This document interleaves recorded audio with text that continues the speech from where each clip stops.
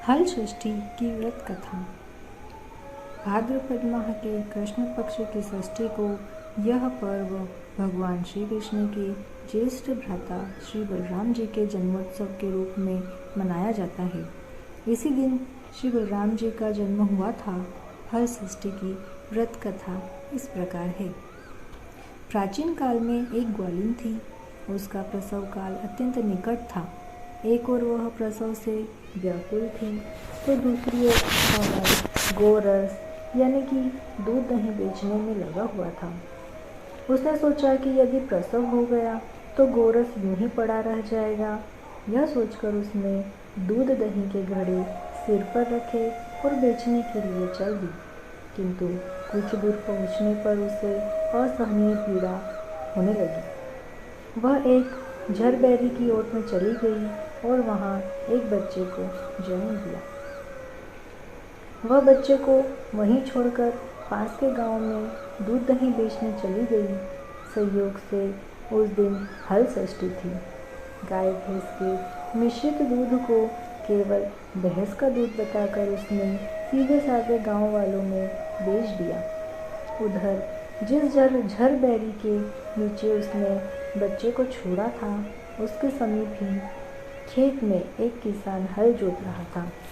अचानक उसके बैल भड़क उठे और हल का फल शरीर में घुसने से वह बालक मर गया। इस घटना से किसान बहुत दुखी हुआ, फिर भी उसने हिम्मत और धैर्य से काम लिया। उसने झरबैरी के कांटों से ही बच्चे के चिरे हुए पेट में टाँके लगाए और उसे वहीं छोड़कर चला गया।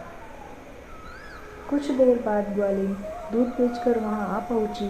बच्चे की ऐसी दशा देखकर उसे समझते देर नहीं लगी कि यह सब उसके पापों की सजा है। वह सोचने लगी कि यदि मैंने झूठ बोलकर गाय का दूध न बेचा होता और गांव की स्त्रियों का धर्म भ्रष्ट न किया होता तो मेरे बच्चे की यह दशा न होती। अतः मुझे लौटकर सब बातें गांव वालों को बताकर प्रायश्चित करना चाहिए। ऐसा निश्चय कर वह उस गांव में पहुंची जहां उसने दूध दही बेचा था।